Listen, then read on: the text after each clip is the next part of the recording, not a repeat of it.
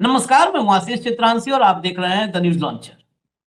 भोपाल मध्य प्रदेश की राजधानी और किसानों की महाचौपाल। राहुल गांधी ने भोपाल से नरेंद्र मोदी को एक चैलेंज दिया था, ट्रेड डील को लेकर चैलेंज, ट्रेड डील कैंसिल करने को लेकर चैलेंज, और 24 घंटे का वक्त था।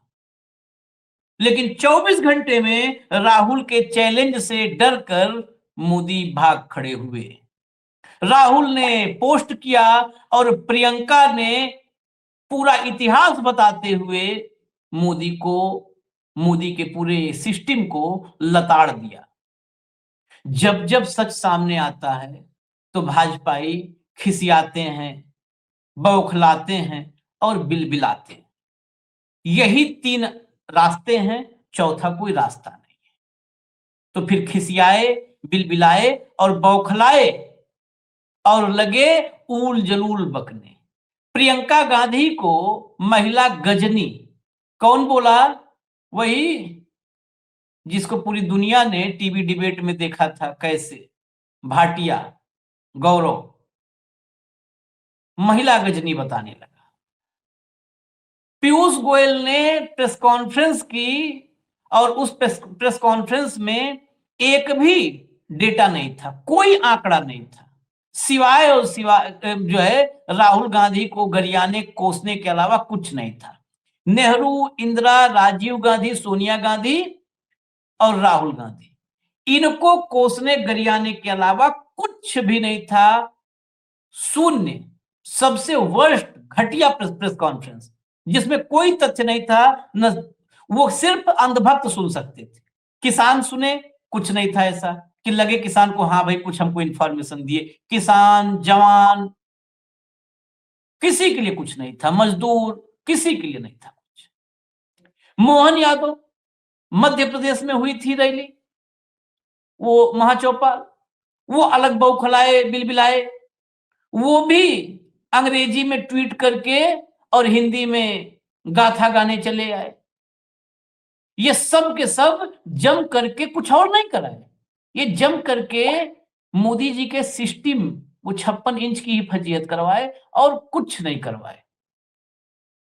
भक्तों की संख्या कितनी है ये मुझे नहीं पता। ज्ञानेश कुमार जैसा एसआईआर या कोई जनगणना भक्तों का मैंने नहीं करवाया है। हालांकि अब तो जनगणना में कॉलम बन जाना चाहिए कि देश में भक्त कितने हैं, अंधभक्त कितने हैं, ये साफ हो जाए। जातीय जनगणना भले 4 महीना बाद हो जाए, पहले भक्तों की गिनती हो जाए। इन भक्तों के अलावा इस देश में नरेंद्र मोदी की सरकार किसी को भी एड्रेस नहीं कर रही है, सिर्फ और सिर्फ वो भक्तों को एड्रेस करती है। बाकी देश के करोड़ों लोग वो सोचते हैं कि उनको भी कोई कुछ बता दे, कोई आंकड़ा।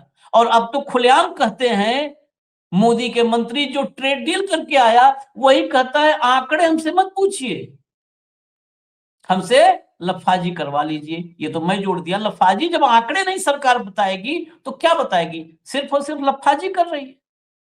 मोदी जी इजराइल पहुंचते हैं तो इजराइल पहुंचने के बाद उनकी खूबी क्या, सोचिए कितना बड़ा उन्होंने जो है हासिल किया उपलब्धि, कि मोदी जी की जो रुमाल है वो रुमाल बेंजामिन नेतन्याहू की पत्नी के ड्रेस से मैच कर गई। और इस देश में मीडिया मेरे यार की शादी है वाला गाना पे बैंड बाजब नाचने लगा कि रुमाल और ड्रेस मैच किया, मतलब गुण मिल गए कुंडली में।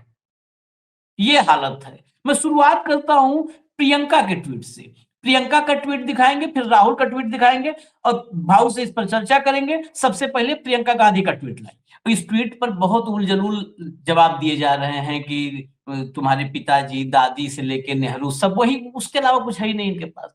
आई hope that the honourable prime minister Narendra Modi ji mentions the genocide of thousands of innocent men, women, and children in Gaza while addressing the nation of his upcoming trip to Israel and demands justice for them. India has stood for what is right throughout our history as an independent nation. We must continue to show the light of truth, peace, and justice to the world. ये प्रियंका के सवाल थे, इस पर तो संघी और जो प्रवक्ता, ये सब कथित प्रवक्ता हैं, ये सब टूट पड़े हैं।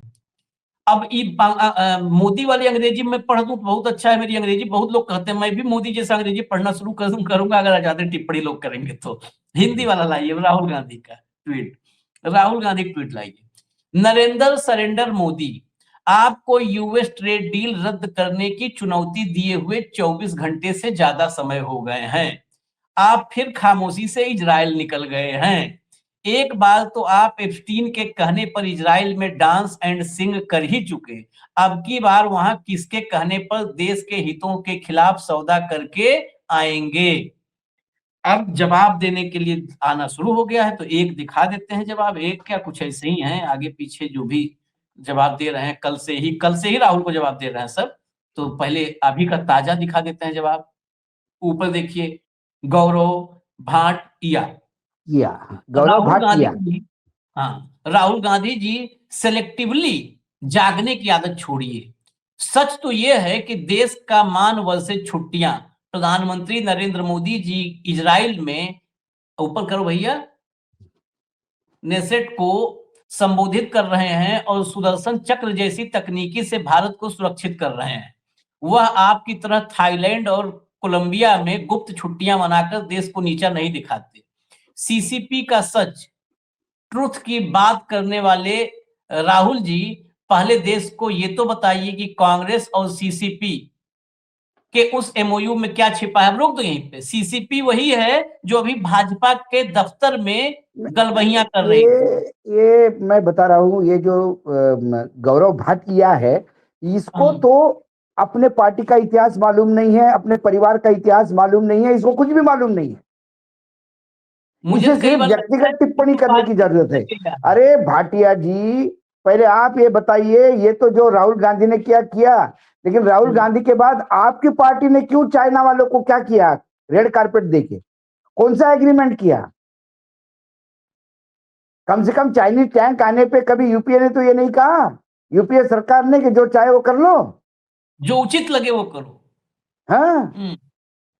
और ये बीजेपी के दफ्तर में सीसीपी उस दिन बैठा, रेड कारपेट वॉक कर रहा था और बैठ के बात कर रहा था जिस दिन चीन भारत के हिस्से पर सक्सगाम घाटी पर अपना दावा जता रहा था और वहां पर कंस्ट्रक्शन कर रहा था। अब चीन से आपकी ये गुपचुप दोस्ती और भारत की प्रगति से इतनी चिढ़ क्यों? ये सब देश को मूर्ख समझते, लगता है ये लिख दिए और लोग मान जाएंगे। अरे भाई, हम नहीं। तुम राहुल को नहीं दिखा पाओगे, बाबा, ये खुद बिना पैंट का बैठता है, जिसको लगता है कि पूरा देश बिना पैंट का बैठा हुआ है। क्या कहें?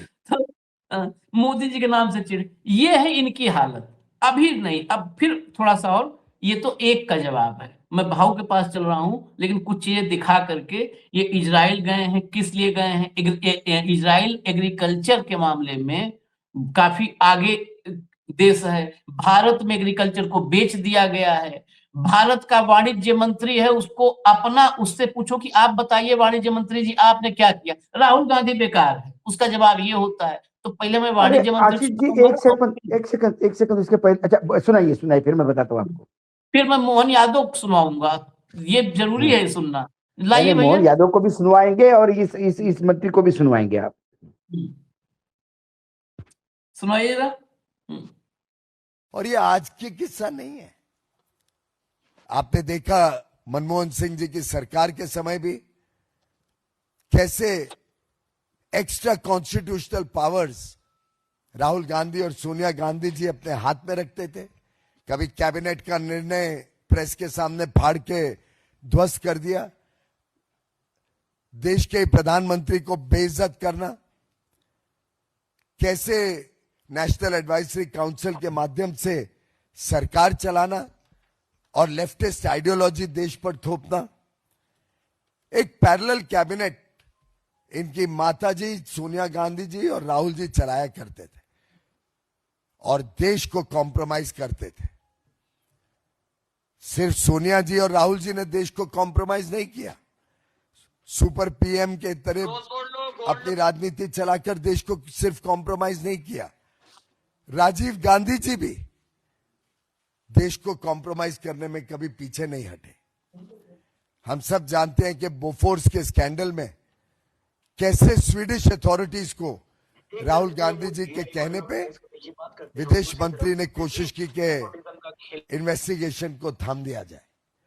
हम सब जानते हैं कैसे अपने मित्र ओटावियो कटराची को बचाने के लिए ईमानदार इन्वेस्टिगेशन होने नहीं दी गई बोफोर्स में। पता नहीं कांग्रेस का और राजीव गांधी जी का बोफोर्स में क्या हाथ था, और यह हाथ ऐसा है उनका जो लाखों करोड़ों रुपए के भ्रष्टाचार में पाया गया है, कलंकित किया देश को विश्व के सामने और देश को कॉम्प्रोमाइज किया इस गांधी परिवार ने। चलिए अगला लाइए, अगला अगला एक और। ये सब कंप्रोमाइज पता है, कंप्रोमाइज का कंप्रोमाइज इसमें कांग्रेस। पहले बता दूं, इसके पहले बता दूं, इन्होंने एक वीडियो इसका एक आया है, मैं अभी उसको सर्च कर रहा था, वो कहीं है लेकिन मेरे पास। इसमें ये कहते हैं कि ये जो आंकड़ों पे आप बोल रहे हो ना, इतने परसेंट और उतने परसेंट, इस पे मत जाइए। आइंस्टीन यदि आंकड़ों की बात करता तो ग्रेविटी का लॉ ही नहीं निकालता। इसके ऊपर तो मालूम नहीं है कि ग्रेविटी आइंस्टीन से कोई लेना देना नहीं है। आइंस्टीन का जो थ्योरी थी वो थ्योरी ऑफ रिलेटिविटी थी, E = mc²। वो एटॉमिक परमाणु की थ्योरी थी, इसको कोई लेना देना। दूसरा इसका हाँ समझे ना, फर्क समझे। और दूसरी बात आशीष जी, आंकड़ों के बगैर वो भी अपनी थ्योरी एस्टेब्लिश नहीं कर पा रहे थे। ये मूर्ख जो है वो आंकड़ों की बात करता है। दूसरी बात, बोफोर्स में यदि भ्रष्टाचार हुआ तो अटल जी के पास सरकार 5 साल की सरकार और अब इसके 10 साल की सरकार, 15 साल सरकार ने क्या झक मारी, क्यों नहीं बोफोर्स निकाल के लाया? जितने भ्रष्टाचार के आरोप लगे अभी तक 2G, CG से लेके कोल स्कैन तक, ये सरकार क्यों नहीं उसको इन्वेस्टिगेट कर पाई? ऐसी क्या मजबूरी है कि सरकार को सिर्फ आरोप लगाती है और उसके आगे कुछ करती नहीं? बहुत सारी है। ये कहते हैं कि भाई वो एक्स्ट्रा कॉन्स्टिट्यूशनल कैबिनेट में, अरे वहां कैबिनेट में कम से कम मनमोहन सिंह भी थे, उनका भी पावर था, सोनिया गांधी भी थी और राहुल गांधी भी थी। 3 पावर सेंटर है। तुम्हारे यहाँ क्या पावर सेंटर है? तुम्हारे यहाँ तुम्हें पता नहीं है कि पेट्रोल का डील क्या हो रहा है? वो बोलते हो कि जरा उस आदमी को पूछो, विदेश मंत्रालय को पूछो। यहाँ तो कैबिनेट सिर्फ ताली बजाने वाली कव्वालों की टोली है, सिर्फ 2 लोग गाते और बाकी सब ताली बजाते हैं। वह कैबिनेट तो थी, यहाँ तो कैबिनेट है ही नहीं। यहाँ तो कैबिनेट के नाम पे ये सब इकट्ठा होते हैं ताली बजाने के लिए। यदि इनकी कैबिनेट में जोर होता तो फिर नोटबंदी की बात टेलीफोन अंदर अलग से रखवा के नहीं अनाउंस होती। प्रधानमंत्री को तो अपने कैबिनेट पे भी विश्वास नहीं है, और ये पीयूष गोयल बताते हैं कैबिनेट कैसी चलनी चाहिए। अभी तो बहुत कुछ बताएं, जरा इनको थोड़ा सुनवाते हैं आज। इन लोगों आंकड़े इनसे मत पूछिए, इनसे खाली गलदोदाई करवा लीजिए। मतलब जो भी लफाज फिर एक लफाजी का मंत्रालय बना दो, उसी में सब बैठो। सरकार ये मतलब पहली बात इस देश का दुर्भाग्य है कि यह देश नहीं समझ रहा है सरकार आंकड़ों पे चलती है और आंकड़े बताती है। यहां कहा क्या रहा है, इस देश के लोगों का दुर्भाग्य समझिए, जब मंत्री माइक पर कैमरे पर कहता है कि आंकड़ों पर नहीं लफाजी पे चलेगी सरकार, आंकड़े मत पूछिए हमसे। ऐसे मंत्री को इस देश की जनता, फिर लोग कह देंगे कि प्रोवोक कर रहा है, इस देश की जनता चाहिए 1 मिनट न बैठने दे, 1 मिनट नहीं। ये आदमी कह रहा सरकारें आंकड़ों पे चलती है, कहता है आंकड़े नहीं हमसे पूछो, हमसे लफाजी करवा लो 3 घंटा। सुनाइए अगला लफाजी। भारत को किस प्रकार से आर्थिक रूप से कमजोर बनाना, भारत की अर्थव्यवस्था को चोट पहुंचाने का काम करना, जिसके लिए वो OCCRP जैसी संस्थाओं के टूल किट का इस्तेमाल बार बार करते हैं, भारत की अर्थव्यवस्था को डिस्टेबलाइज करने के लिए, कमजोर बनाने के लिए। ये भी देश ने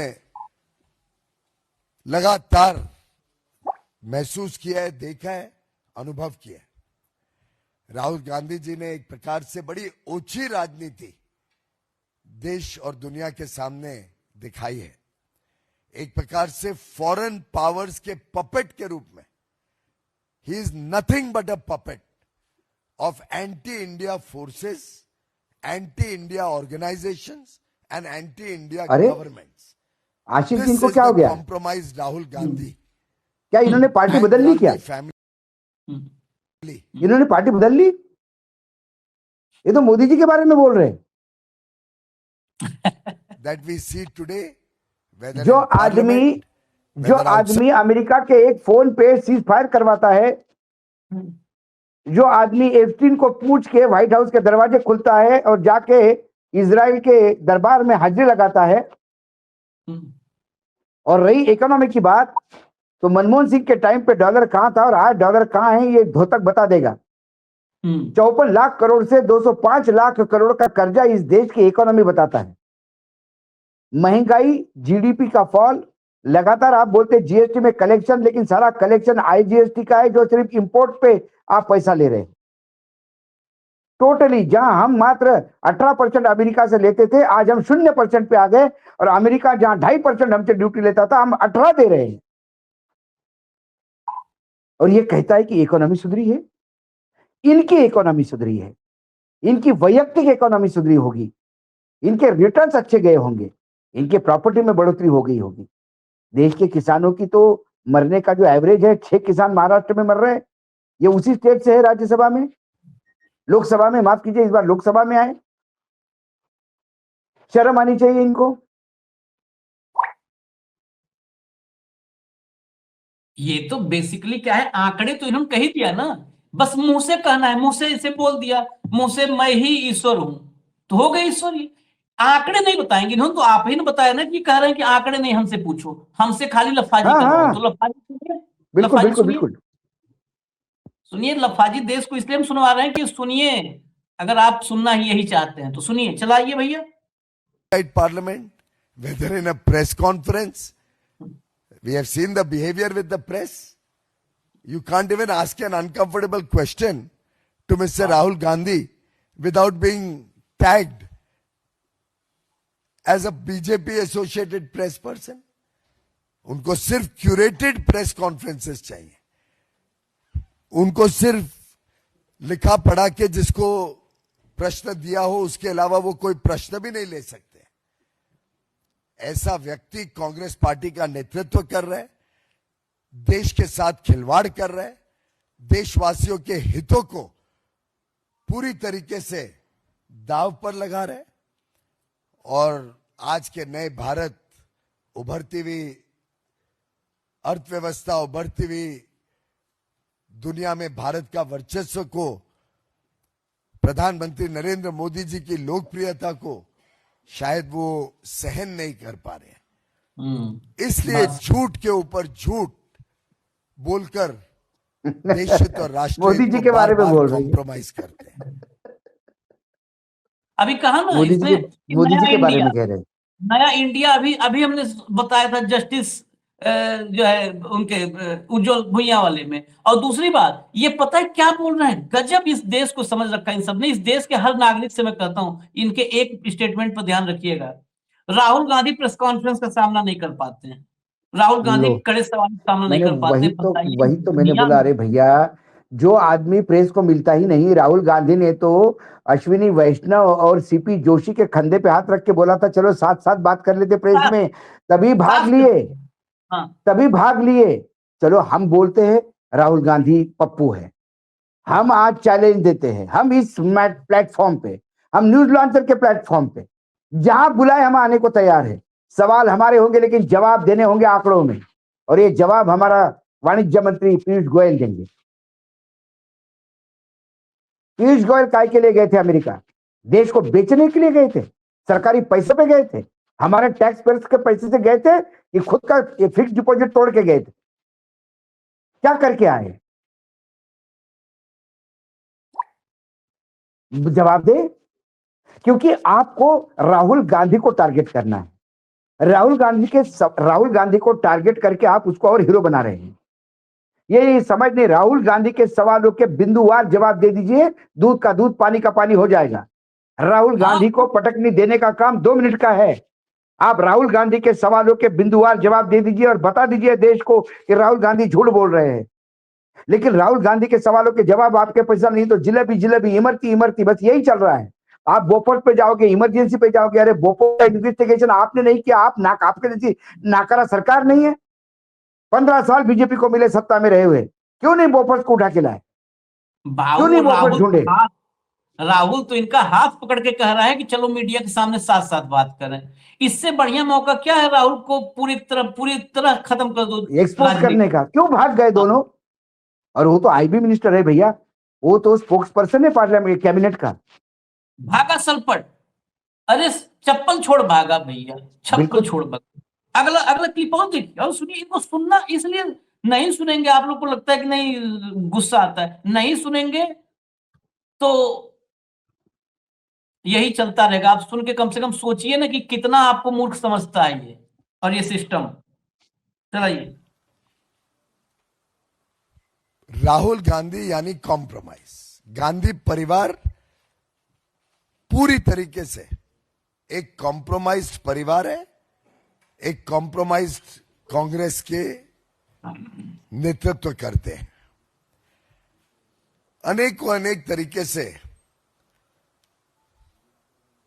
कांग्रेस पार्टी का इतिहास देख लें, वर्तमान देख लें, चाहे उनके भ्रष्टाचार के अलग अलग किस्से हों, किस प्रकार से वो विदेशी ताकतों के प्रभाव में जनहित और राष्ट्रहित के साथ कॉम्प्रोमाइज करते हैं, किस प्रकार से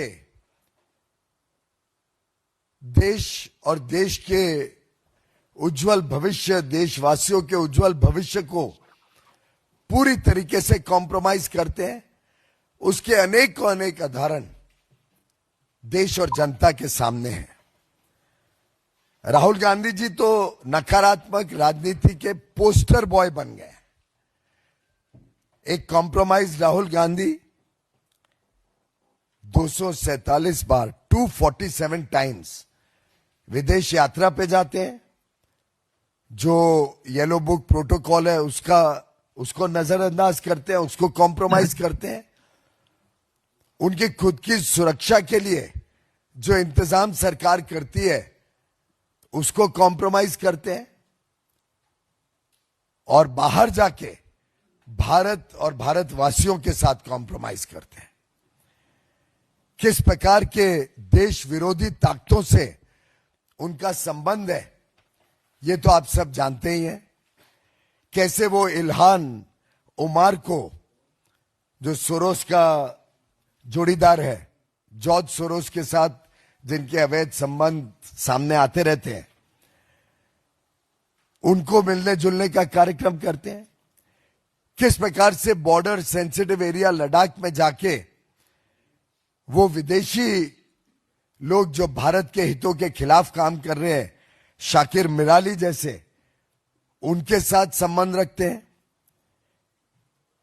किस प्रकार से वो सोरोस और पाकिस्तान से चाइना, पाकिस्तान जैसे देशों के साथ जिन व्यक्तियों का लिंक है, उनके साथ राहुल गांधी अपने देश को कॉम्प्रोमाइज करते हैं। ये हम सब बार बार देखते हैं।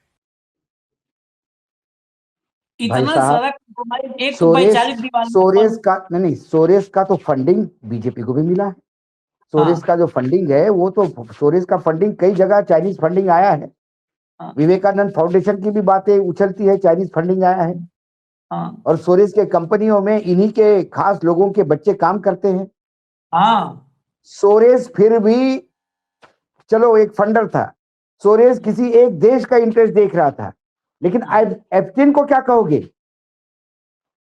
जो नाबालिग बच्चों को परोसता था? एप्स्टीन को क्या कहोगे, जो विश्व का सबसे व्यभिचारी आ रहा है? और अभी जो वीडियो सामने आ रहे हैं, रोंगटे खड़े होते हैं आशीष जी। ह्यूमन फ्लेश खाने की बात तक हो रही है, चर्चा आ रही है। उस एप्स्टीन के साथ प्रधानमंत्री का नाम क्या कर रहा है? उस एप्स्टीन के साथ टेलीपैथी वाले आपके हरदीप पुरी आपके बगल में बैठ के क्या कर रहे हैं? घिन नहीं आती आपको? आप तो गोयल हो, गोयल तो मैं समझता हूं जैनी मारवाड़ी होगा। नॉनवेज वानवेज खाने वाले से थोड़ा तो परहेज करो। यहाँ तो ह्यूमन फ्लेश वाली की बात हो रही है भैया, चर्चा जो है वो। मैं नहीं कह रहा कि इसमें भारतीय कोई इन्वॉल्व होगा, लेकिन ऐसे घिनौने आदमी के साथ आपके संबंध, फिर आप सब चुप। क्या व्हाइट हाउस के दरवाजे एप्स्टीन ने खोले थे? उस अनिल अंबानी से तो बड़ी दोस्ती है आपकी, गोयल जी। आप ट्रेजरर भी रहे हैं, आपके पिताजी ट्रेजरर रहे, तब अंबानी परिवार से फंड भी लेती थी बीजेपी, कोई नई बात नहीं है। वो अनिल अंबानी ब्रिटिश, वहां कहते हैं स्वीडिश ब्लॉन्ड चाहिए मेरे को, वो लड़की मांगता है, और ये लड़की का ये इंटरनेशनल पिंप आपके मंत्रिमंडल के लोगों से क्या कर रहा है? जो लेटेस्ट बात करो ना, कब तक सोरेस का रोना रोओगे? सोरेस को खोलोगे तो आप तक आएगी बात। क्यों जनता को बार बार मिस कोट कर रहे हो और जनता को मिसगाइड कर रहे हो? आप कह रहे हैं राहुल गांधी देश विरोधी ताकतों से मिल रहे हैं लद्दाख में। जिसका जिक्र किया वो आदमी लद्दाख में कर क्या रहा है? यदि वो देश विरोधी है तो जेल के पीछे क्यों नहीं है? क्या आपने पाल के रखा है? आपने पाल के रखा है? जबान में हड्डी नहीं होती तो किसी को भी देश विरोधी कह दोगे। यदि वो देश विरोधी है तो नपुंसक सरकार क्या कर रही थी जो उसको अरेस्ट नहीं कर रही थी? मात्र राहुल गांधी से मिला तो देशद्रोही हो गया, बस इसीलिए।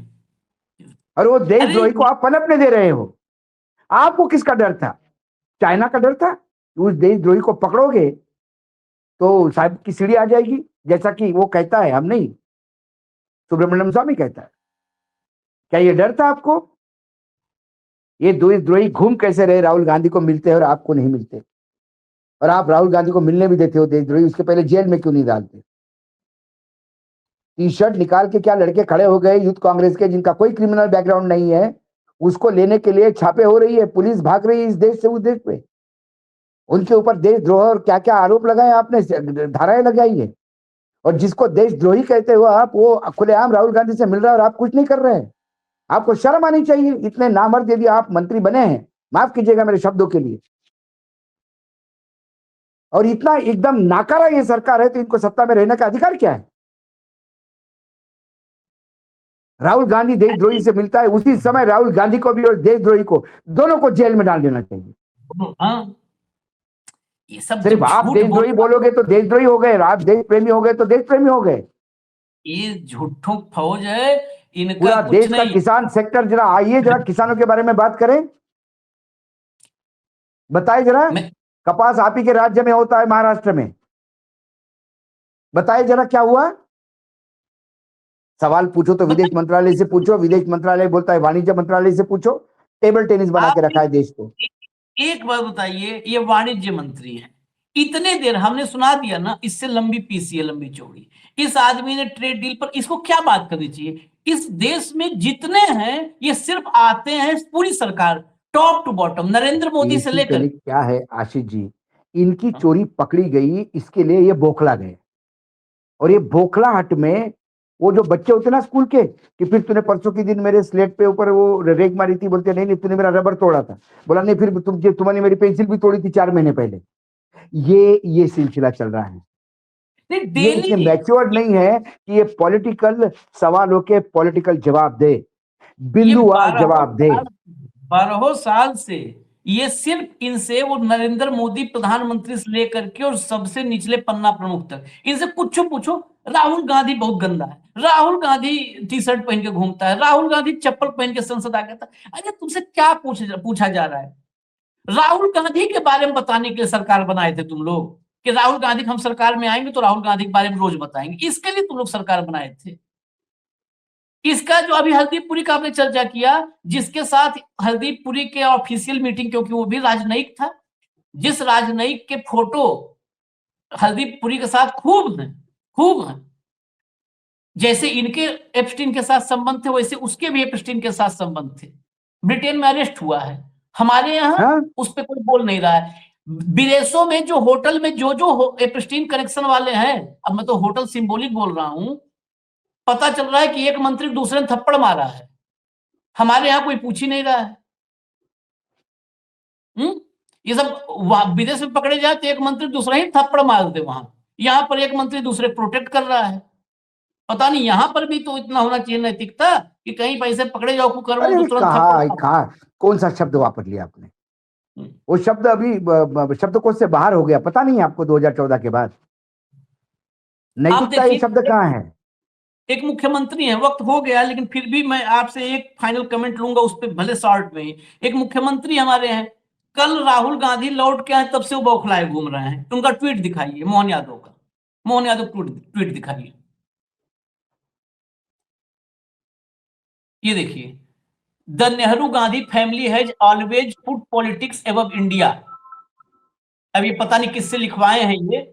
While India rises as a global power under PM Narendra Modi's leadership, Rahul Gandhi and Congress never miss a chance to push their agenda internationally. Even at forum like the AI Summit, his followers were busy making it about themselves instead of celebrating India's achievement. In their hunger for power, they have ever thought about the nation's pride. चलिए सुना भी दीजिए इनको।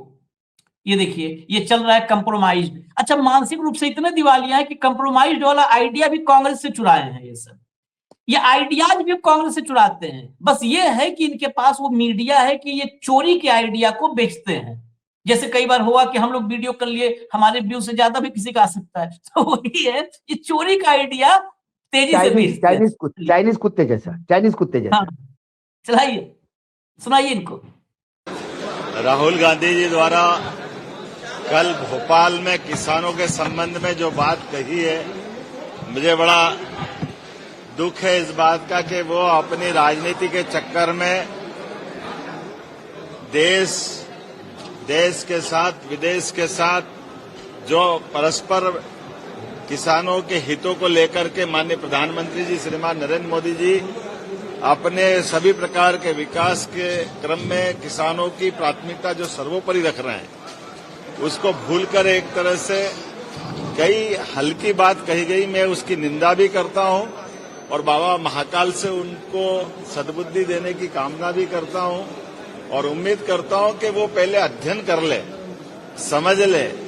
जिस प्रकार से झूठे अनर्गल आरोप लगा करके राहुल गांधी जी ने बात कही, मैं मान के चलता हूं बाबा महाकाल उनको सद्बुद्धि दे और उनको क्षमा याचना करना चाहिए कि उनने अपने ही पुरखों के द्वारा लंबे समय तक, देश की आजादी के बाद से लंबा समय तक सरकार चलाने का जिस खानदान को अधिकार है, वो अब किसानों की आड़ में अपने मतलब के लिए अपने संभावनाओं के द्वार देख रहा है। ऐसे संभावना खुलने वाली नहीं है।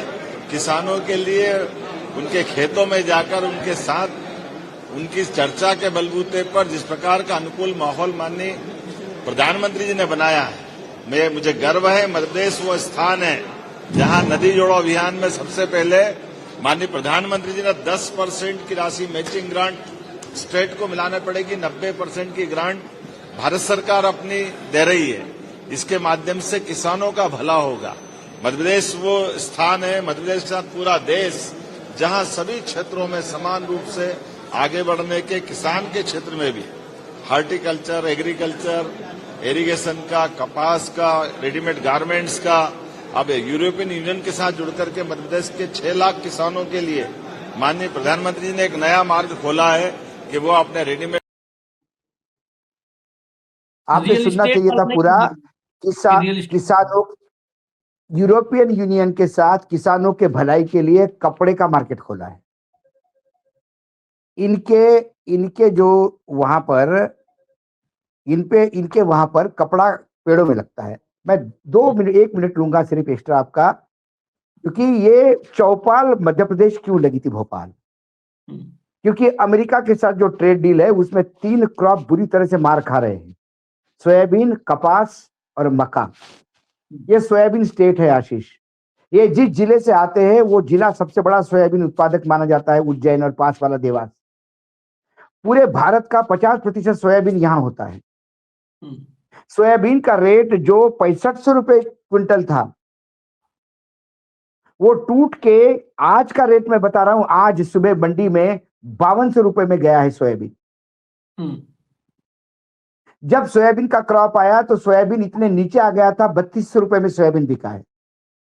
तब इस सरकार ने जो एमएसपी है सोयाबीन की 5800 रुपए में क्विंटल की, उसको भावांतर के नाम से मैक्सिमम 800 रुपए दिए, चाहे आप 3200 में बेचो तो 800 में मिला के आपको 4000 रुपए मिलेंगे, फिर भी 1800 रुपए आपका लॉस है, वो भी 90 दिन के लिए, और उसमें भी कंडीशंस थी। अब सोयाबीन सरकारी परचेस बंद है एमएसपी पे। वहां का जितना भी सोयाबीन एक्सट्रैक्शन प्लांट है, अब उन्होंने सोयाबीन लेना करीब करीब बंद कर दिया। वो सीधा ऑयल उठाएंगे अमेरिका से और उसको रिफाइंड करके अपने ब्रांड से भरेंगे। सोयाबीन की खली जो जा रही थी हमारे यहाँ एनिमल फीड में, अब एनिमल फीड भी डायरेक्ट वहां से आएगा, और जो मक्का का जो डीडीएसजी है वो भी आएगा वहां से। और जो एक नई बात मुझे आज पता पड़ी कि जो कपास अमेरिका से आ रहा है, वो कपास अमेरिका से आने के बाद, कपास से कपास निकालने के बाद जो कपास का सीड होता है, जिसको हम सरकी कहते हैं मराठी में, वो जो होता है वो एनिमल फीड में जा रही है। तो अब सोयाबीन को तो कोई पूछने वाला ही नहीं है। ये सोयाबीन स्टेट है, और इस मुख्यमंत्री को यही पता नहीं, क्योंकि सिवाय इसको जमीनों के कुछ नहीं समझ में आता। जो सिर्फ जमीनों के काम में लगा हो, उसको खेती के काम से कोई मतलब नहीं है। राहुल गांधी ने उठाए हुए किसी भी सवाल का जवाब दिए कि बगैर प्रधानमंत्री जी ने ऐसा किया, प्रधानमंत्री जी ने ऐसा किया। अरे नदी को जोड़ेगा प्रधानमंत्री जी, पानी भी आएगा, खेतों में उगाओगे क्या? कपास उगा नहीं सकते, गेहूं का भी समर्थन मूल्य मिलना मुश्किल हो रहा है। यह आदमी बोल रहा है जो हर साल हर महीने 2000 करोड़ रुपए करीब करीब कर्जा उठाता है क्योंकि यहां तनख्वाह नहीं दे पाता। यह हाल है इस मध्य प्रदेश के, जो बैंक्रप्सी पे पहुंचा है राज्य। वो मैं आपको सोयाबीन के, आज जब इसको मैंने सुना तो मैंने देखा कि कोई लगता है सोयाबीन फिर 65 पे पहुंच गया या क्या, किसानों के लिए भलाई करने के लिए। तो ये लिपापोती वाला मामला है। देखिए, आप अनकॉम्पिटेंट लोग जब पद पे बिठाओगे, जब रबर स्टैंप बिठाओगे, इसी मध्य प्रदेश में, इसी बीजेपी में बहुत होनहार लोग हैं जो सरकार संभाल पाते, सत्ता संभाल पाएंगे। लेकिन फिर दिल्ली बोले और भोपाल चले, ऐसा नहीं होगा ना, फिर वो चलाएगा। इनको कैलाश विजयवर्गीय नहीं चाहिए, इनको मिश्रा नहीं चाहिए, बहुत होनहार लोग हैं। प्रहलाद पटेल नहीं चाहिए, इनको चाहिए ये यादव। कल राहुल का भाषण और इसका वक्तव्य सामने जोड़ के रखो, मध्य प्रदेश की जनता जान जाएगी कौन वजनदार है और किसके बातों में वजन है, और कौन पान की दुकान की गप्पे मार रहा है। दुर्भाग्य है। चलिए, वो तो 2 लाइन में साफ है। जब कोई कहता है मोदी जी कई प्रकार से देश को तरक्की के रास्ते पे ले जा रहे हैं और राहुल गांधी कई प्रकार से झूठ बोल रहे हैं, मतलब ये कुछ तो फैक्ट्स हो। नो फैक्ट्स ओनली लफाजी। दीजिए हमें इजाजत, फिर आएंगे। खबरें तो आज भी बहुत सारी हैं, लेकिन सुबह से मुलाकात होगी। धन्यवाद भाऊ, बहुत बहुत धन्यवाद। नमस्कार। नमस्कार।